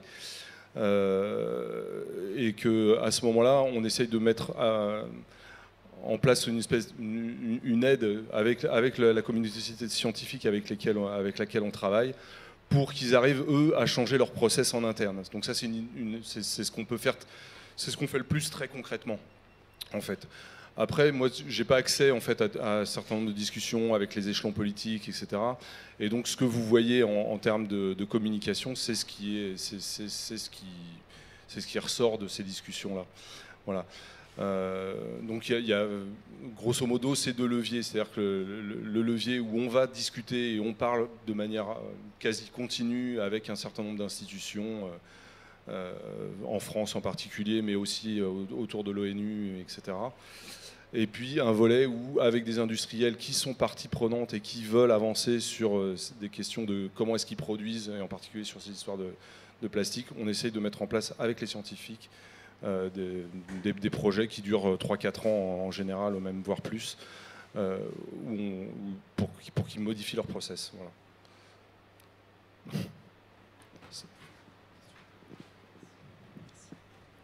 Bonsoir, merci beaucoup pour la présentation. Moi j'avais une petite question par rapport à la partie sur... on voit au début qu'il y a, pendant un certain nombre d'années, vous êtes resté figé entre guillemets avec le bateau en Arctique. Je me posais des questions sur qu'est-ce que vous faisiez à ce moment-là, etc. Quel était le but de cette recherche à ce moment-là? Pourquoi être resté comme ça, bloqué dans la glace pendant autant de temps? Enfin voilà, une question de néophyte. D'accord, on change de sujet. D'abord,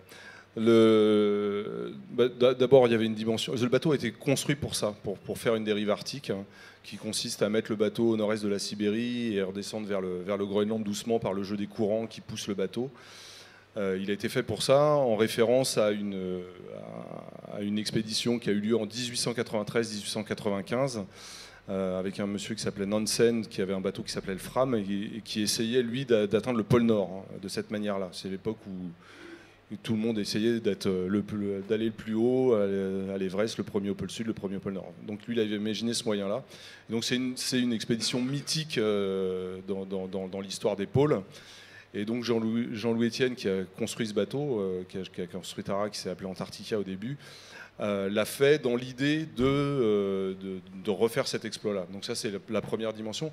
Et la deuxième dimension, c'est que c'est greffé à ce moment-là qu'il y avait un programme européen qui s'appelait Damoclès et qui avait pour but d'étudier les questions climatiques, en particulier dans les zones polaires, qui sont les zones où le changement climatique est le plus rapide.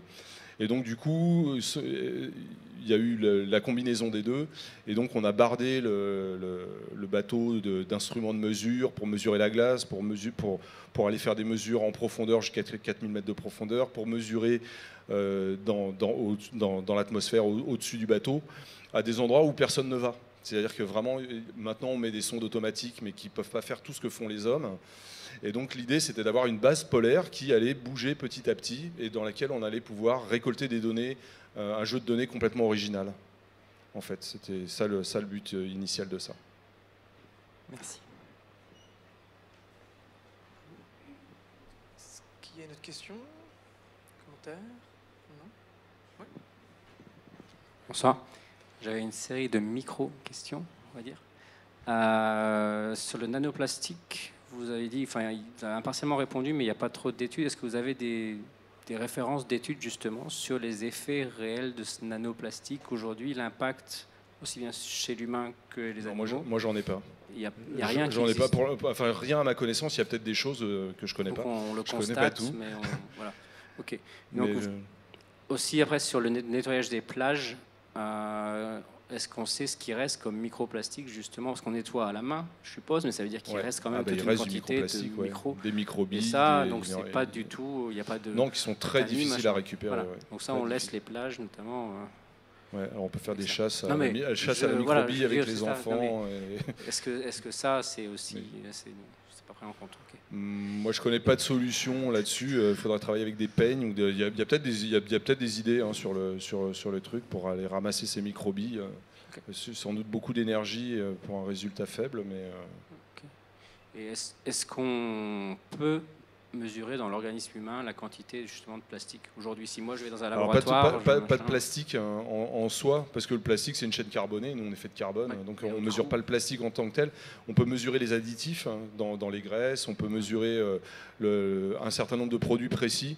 Mais le plastique en lui-même est assez neutre en fait. C'est une chaîne carbonée, on est fait de chaîne carbonée nous aussi. Donc on peut mesurer des composants du plastique. Voilà.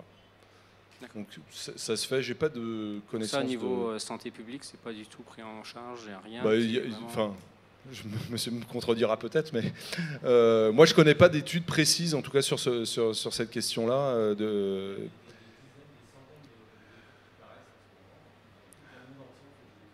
Mais en privé, en public, dans Nature, enfin un truc comme ça. Et du coup, qui disent quoi du coup? Parce que quand il y a présence, pas présence, que ça pose problème, pas problème. Moi, ce que je regarde plutôt un peu lointain, mais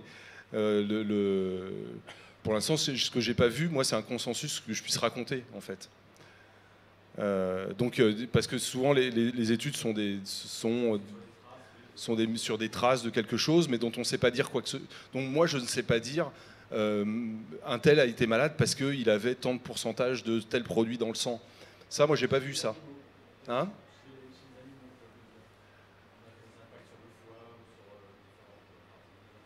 Voilà. Cet été, j'ai parlé avec un scientifique de l'Ifremer. Il me disait c'est pas parce qu'on retrouve un poisson avec l'estomac rempli de plastique qu'il est mort à cause du plastique.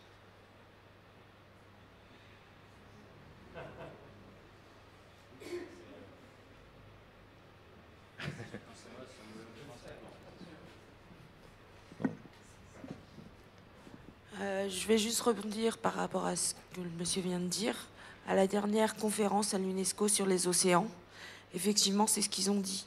Souvent, comme les tortues, ce n'est pas par le plastique directement qu'elles meurent, mais c'est parce que le plastique remplisse leur estomac, qu'elles ne le digèrent pas. Du coup, elles ont l'impression d'avoir mangé, elles ne mangent plus et elles meurent de faim.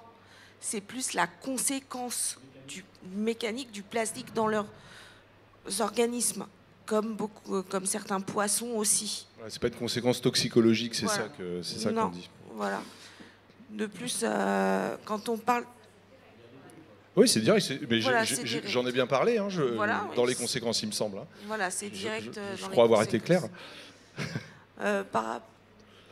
Et par rapport au recyclage du plastique, moi, j'ai commencé ma formation, je l'ai fini maintenant, mais animateur nature. Il y a 6 ans, ce qu'on nous demandait surtout, c'est de parler de recyclage. Moi, avec les enfants, quand je leur disais qu'avec les bouteilles plastiques, en les frottant, ça devenait doux et qu'on faisait de la polaire, et que justement, ça évitait qu'on retrouve des bouteilles plastiques sur les plages l'été. C'est juste. Alors que maintenant, dans la nouvelle partie, vu que je vais à l'UNESCO, on dit surtout non, parce que les polaires, c'est des microplastiques, c'est des fibres qui se retrouvent directement dans l'océan. Donc aussi, par les lavages et tout. Donc effectivement, ça évolue aussi. On ne peut pas, ce qu'on nous a appris il y a 10 ans, il y a 15 ans, maintenant ça change. C'est vrai que c'était présenté comme un truc très vertueux, le truc en laine polaire, c'était génial. Bon, ça ne l'est pas, clairement, mais c'est vrai que c'était présenté comme ça, et que, comme étant une des solutions. Mais ça, c'est vrai que c'est les industriels qui ont poussé ce discours-là et qu'on a absorbé sans trop y réfléchir à l'époque, clairement. Pour mettre de la perspective là-dessus, il y avait un discours dans les années 50 et 60 sur le nucléaire qui était assez similaire. Il y avait de l'eau nucléaire qui existait, on mettait du nucléaire un peu partout en pensant que c'était positif. Et on s'est rendu compte avec le temps que ça ne l'était pas et que c'était dangereux pour la santé. Et par rapport à ça, ce qui est le plus troublant, c'est les effets à long terme qui sont difficiles à étudier d'un point de vue scientifique et sur lesquels on n'a aucun recul. Et ces exemples-là liés au nucléaire, c'est cette idée qu'au début, à l'instant T, quand on découvre quelque chose, on ne sait pas, on n'a pas de données. Et puis, on se rend compte 10 ans, 20 ans, 30 ans après qu'il se passe des choses. Le problème avec le plastique par rapport au nucléaire, c'est qu'on ne pourra pas l'isoler, en fait. Il n'y aura aucun moyen, s'il y a des dégâts avérés où il y a des effets toxicologiques qui sont prouvés, on ne pourra pas juste dire on l'enlève de l'océan et puis comme ça on est débarrassé, ou on le met dans des petits contenants qu'on va enterrer à plusieurs centaines de mètres sous terre, et puis comme ça on sera débarrassé. Il est partout et il est en quantité de plus en plus massive. Et justement, le rêve industriel qu'on nous donne et qu'on nous vend actuellement, c'est qu'il y en a plus 5% par an par rapport à la production annuelle mondiale. Et juste par rapport à ça, je vous invite à aussi prendre du recul et réfléchir sur ces chiffres parce que c'est clairement un futur qu'on nous vend aujourd'hui. En gros, c'est inéluctable, les investissements ils ont été faits, les industriels ils sont lancés là-dessus. On nous dit plus 5% par an et on va vers 1 milliard de tonnes ou je ne sais combien de tonnes. La question, c'est comment on fait autrement, comment on va pour s'opposer à ce futur. Et on parlait d'économie circulaire. Effectivement, peut-être qu'il y a une partie de la solution, peut-être que non. Il y a un chiffre, moi, qui m'interpelle toujours, c'est qu'en gros, 50% de la production de plastique disparaîtrait si on arrêtait les emballages à usage unique. C'est 50% de la production de plastique vierge actuellement. Donc ça veut dire qu'on passe au contenant en verre, on passe des alternatives qui sont faites à base de matière végétale. Récemment, et ça me permet de vous parler d'un événement du 10. Le 10 décembre, on aura Precious Plastic à la Sorbonne qui va nous parler justement de ce qu'ils font. Et parmi les innovations qu'ils développaient quand ils étaient à Eindhoven en Hollande pendant les 6 derniers mois, c'est la création d'assiettes à partir de fibres végétales 100%. J'ai mangé dans l'une d'entre elles, je suis toujours devant vous, il n'y a pas eu de souci. Et c'est très simple à fabriquer, ça se fait à partir de rien et de tout. Et ça, c'est des solutions qui existent déjà aujourd'hui. Donc pourquoi ne pas déjà mettre en place tout ce qu'on peut mettre en place pour remplacer ces 50% dont on n'a pas besoin en termes de plastique et pourquoi, pour le reste, essayer de trouver des systèmes de circularité. On peut très bien imaginer qu'on a des consignes ou bien un moyen de tracer ces différents déchets et s'assurer qu'ils sont réintégrés, réutilisés d'une façon qui limite absolument la pollution. Donc il y a plein de choses à trouver, je pense. Oui, moi je pense qu'il y a plein de... En fait, il faut explorer l'ensemble des solutions parce qu'il n'y en a pas une qui va fonctionner toute seule. Après, on peut chacun dans sa sphère en pousser une particulièrement parce qu'on pense que c'est la meilleure, etc. Mais je pense qu'en fait, la vérité et puis ce qui se passera, ça sera autour d'un ensemble de solutions qui se mettront, qui seront mises en place. Et que y a certaines solutions qui seront bonnes pour certains types de produits, il y en a qui seront bonnes pour d'autres. Voilà, il n'y a pas de... Comment dire ? Je ne pense pas à une solution valable pour tout, pour tous les aspects de ces questions de pollution, sachant que l'objectif est clair et je pense qu'on le partage largement même au-delà des accords, c'est-à-dire c'est d'arrêter ça. C'est-à-dire cette pollution est inacceptable, il faut l'arrêter, cherchons les solutions, quoi. C'est juste que le discours, on est tous d'accord, mais il peut être aussi récupéré. Oui. Tout le monde peut se mettre d'accord sur le fait qu'il faut arrêter ça, même le plus grand industriel du plastique dira qu'il faut arrêter ça et il vendra une solution potentielle pour arrêter ça. Parce qu'à chaque solution vient aussi derrière des intérêts économiques. Oui, bien sûr. Et c'est là-dessus que peut-être être alerte et attentif parce qu'on peut nous vendre plein de choses merveilleuses.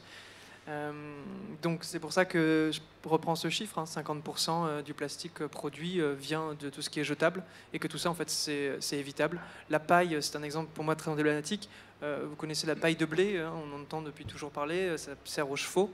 En fait ça vient de là, le mot paille, parce qu'on peut boire dedans en fait. Et une paille de blé c'est totalement biodégradable, ça fonctionne très bien dans un verre et on en fait en masse en France de façon locale. On pourrait les faire bio si vous voulez. Voilà, c'est des exemples comme ça qui sont tout bêtes et qui demandent juste à être un peu poussés d'un point de vue légal, législatif. Et ça me permet aussi de rebondir sur ce qu'on fait. Avec Mon Beau Plastique, il y a aussi une équipe de travail. C'est des étudiants de la Sorbonne, Paris 1, qui se rassemblent avec d'autres juristes en droit à Assas, le droit de l'environnement.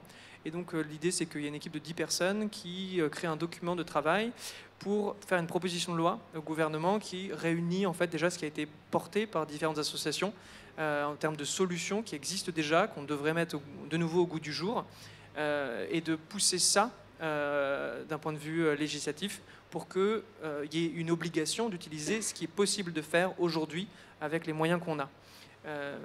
Et puis, pour mettre un peu plus de pression sur la loi de l'économie circulaire qui est en cours de rédaction et qui sera finie vers mars, en ce moment par le gouvernement, on a donc cet événement le week-end prochain de décoration d'un beau sapin avec des beaux déchets en plastique, évidemment. Donc, il y a peut-être une incitation politique à avoir, ou en tout cas une pression politique à mettre pour justement qu'on arrive aux actes et pas qu'on attende que d'autres personnes choisissent d'autres solutions qui les arrangent le mieux. Voilà, donc je vous invite à saisir les solutions au maximum et à les promouvoir, à les diffuser un maximum, surtout quand elles ont beaucoup d'impact. Est-ce qu'il y a d'autres questions, des remarques, des choses que vous voudriez ajouter?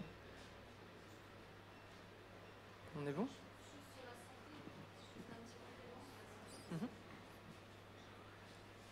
Moi, je ne connais pas toutes les études sur le sujet, mais l'OMS s'est prononcée cet été. Enfin, il y a une étude du WWF, je crois Australie, je ne me souviens plus, qui a été pas mal reprise par la presse, qui dit qu'on ingérerait 5 grammes de plastique par semaine, l'équivalent d'une carte bancaire. Pardon, j'ai un chat dans la gorge. Voilà. Une carte bancaire. L'OMS s'est prononcée cet été en disant, comme vous, monsieur, qu'on n'a pas assez d'éléments en fait pour mesurer les conséquences de l'exposition au plastique ou de l'ingestion de plastique, mais ils ont quand même appelé un principe de précaution. Voilà. Donc du coup, c'est quand même, on n'a pas tous les éléments. C'est vrai que la science est toujours prudente quand on n'a pas tous les éléments. Il ne peut pas se prononcer de manière radicale, mais ils ont quand même appelé un principe de précaution sur le sujet, à une diminution de la pollution. Voilà, plus facile à dire qu'à faire. Non, ce que je voulais rajouter, c'est que dans la partie additif que vous avez tout à fait mentionné, donc il y en a plusieurs qui sont, vous l'avez dit, des perturbateurs endocriniens, et c'est juste pour avoir en tête la puissance et puis l'état d'esprit du lobby du plastique. Ils ont essayé de faire déclassifier le bisphénol qui est classifié par l'agence européenne qui s'appelle l'ECHA, voilà, je me souviens plus ce que c'est l'acronyme. Ils ont essayé cet été de le faire déclassifier comme produit perturbateur endocrinien ou produit inquiétant d'un point de vue sanitaire. Ils ont échoué, heureusement, parce qu'on a une institution qui nous protège. Mais voilà, il faut savoir que au-delà de... Enfin voilà, rien n'arrête le lobby du plastique globalement. Même pas les impacts et les risques sanitaires. Et il faut savoir aussi que quand même en France, il y a une loi qui a été prise, qui est déjà passée, pour arrêter le plastique dans les cantines, pour éviter d'exposer les enfants aux perturbateurs endocriniens. Oui. Et juste pour avoir raconté, puis peut-être pour répondre d'une autre manière à votre question de tout à l'heure, c'est qu'effectivement, on a eu des contacts avec les députés, les sénateurs qui sont en train de travailler sur cette loi, cette fameuse loi sur la circularité. Et donc ils sont venus nous voir ce qu'on faisait, voir comment on récoltait du plastique dans les fleuves. Mais il y a une volonté de faire des choses qui marchent. Il y a des gens, enfin en tout cas moi je les ai sentis concernés par la question. Je ne les ai pas sentis influencés par les lobbies. Ils le sont sans doute parce qu'ils sont dans des positions où ils le sont. Mais en tout cas il y avait quand même une part de bonne volonté. Après il faut voir ce qui ressort derrière. Voilà. Je dis pas que, enfin, je suis pas naïf, hein, c'est pas la question, mais il y a des gens qui travaillent quand même sur ces questions-là et c'est pas des sujets faciles, comment dire, d'avoir des positions très claires et très, enfin, c'est complexe quoi, d'arriver à se tenir sur une position quoi. Voilà.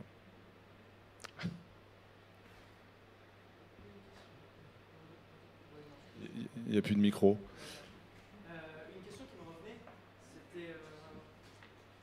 Merci. Une question qui me revenait, c'était par rapport à l'émission de Plastique, la grande intox de Cache Investigation, menée par Élise Lucet. Je ne sais pas si tu l'as vu. Non.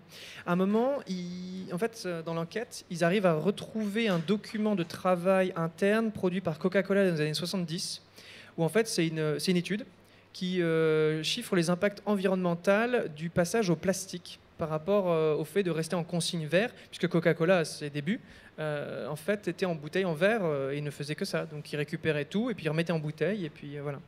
Et en fait, l'étude a été publiée en interne, enfin, elle a été réalisée, et ils se sont vus que les impacts environnementaux étaient bien plus grands s'ils passaient au plastique. Et consciemment, ils ont fait ce choix parce que, d'un point de vue économique, ça se tenait.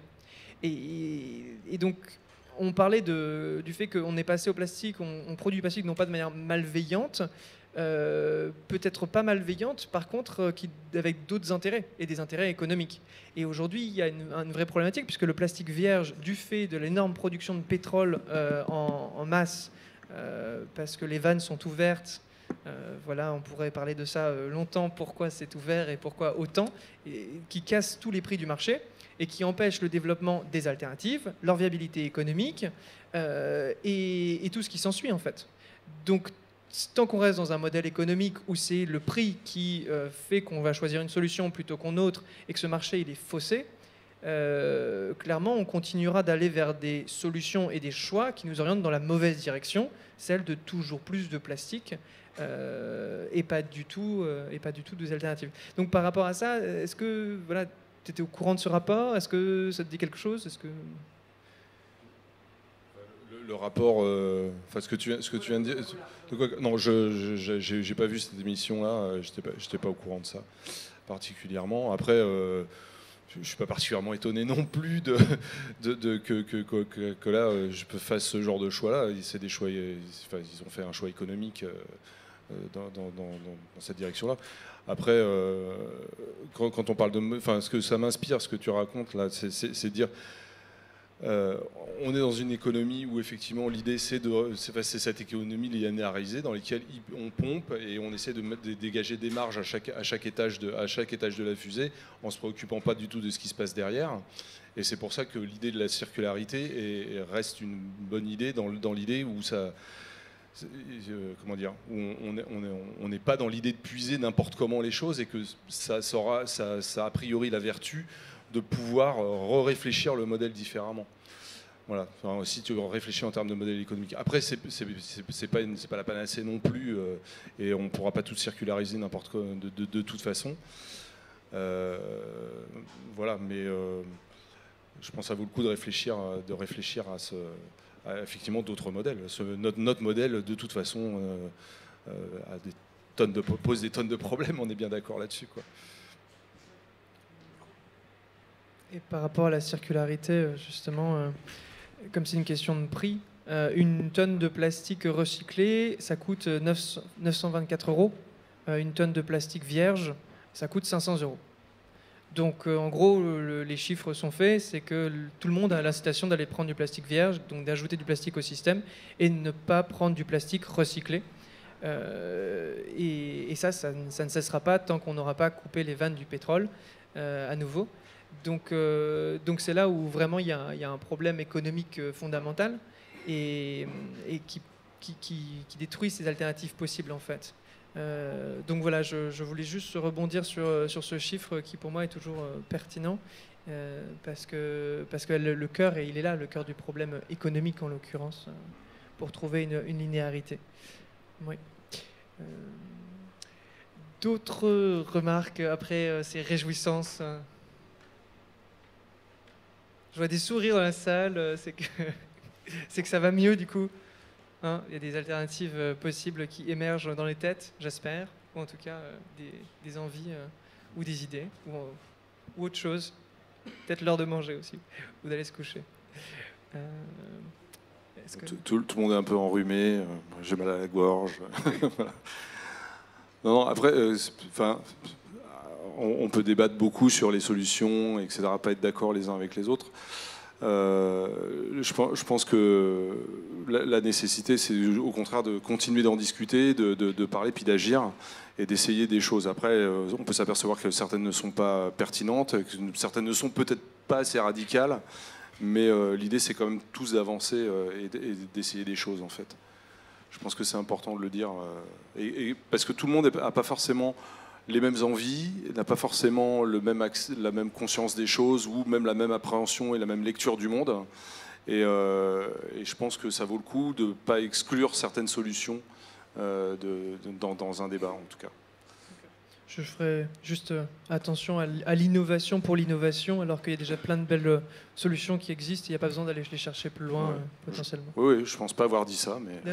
merci d'être venu et bonne réflexion. Et n'hésitez pas à revenir vers nous si vous avez des questions, s'il y a des choses qui vous interpellent, si vous voulez participer à des événements, vous engager dans nos actions ou autre chose. Voilà. Et puis, bonne continuation. Et merci Xavier, vraiment d'être venu ce soir avec la Fondation Tara. Voilà. Merci à toi.